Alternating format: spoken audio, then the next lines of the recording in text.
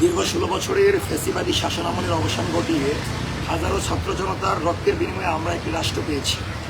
যে আজাদির রাষ্ট্র বিনির্মাণের লক্ষ্যে জুলাইয়ে আবু সাইদ ওয়াসিম মুগ্ধ জীবন দিয়েছিল, সেই রাষ্ট্র আজ বিলীন হওয়ার পথে।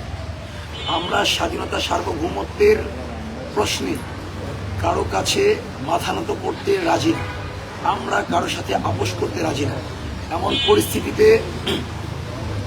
অন্তর্বর্তীকালীন সরকার আমাদের ভাই শরীফ ওসমান হাদির হত্যাকাণ্ডের ব্যাপারে যে ধরনের নমনীয় সিদ্ধান্ত নিচ্ছে এবং যে ধরনের নমনীয় পদক্ষেপ নিচ্ছে, আমরা মনে করি আবু সাইদ ওয়াসিম মুগ্ধের চেতনার বিপরীতে গিয়ে এই সরকার আধিপত্যবাদ এবং আগ্রাসনের ভিতরে ঢুকে গেছে।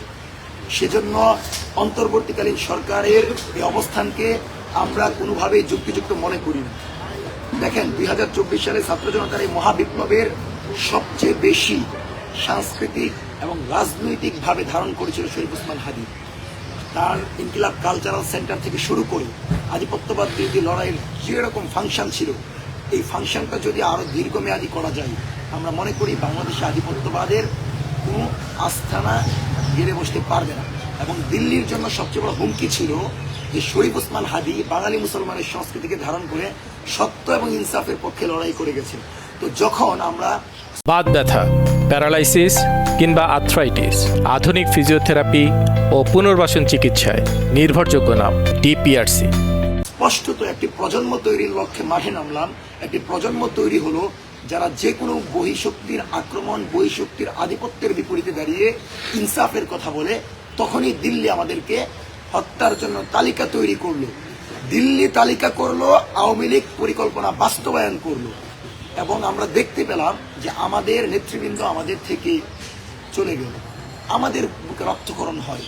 যেই সরকার আমাদের নিরাপত্তায় এই দায়িত্ব নিয়েছে, সেই সরকার ক্ষমতায় বসার পর জুলাইয়ের নেতৃবৃন্দের নিরাপত্তা দিতে ব্যর্থ হচ্ছে। সুতরাং এমন কোন সরকারকে আমরা চাই না যে সরকার প্রতারণা করে, মুনাফিকি করে তাদেরকে যারা ক্ষমতায় বসিয়েছে তাদেরকে মৃত্যুর দিকে ঢেলে দেয়। শরীফ ওসমান হাদির হত্যাকাণ্ডের বিচার এবং খুনি ফয়সালকে যদি গ্রেফতার করা না হয়, তাহলে অপরাধী চক্র মনে করবে যে এই সকল নেতৃবৃন্দকে যদি হত্যাও করা হয়, তাতে এই সরকার তাদের বিপরীতে কোন পদক্ষেপ নেবে না। সেজন্য প্রত্যেকটি জুলাইয়ের নেতৃবৃন্দ এখন হুমকির মুখে।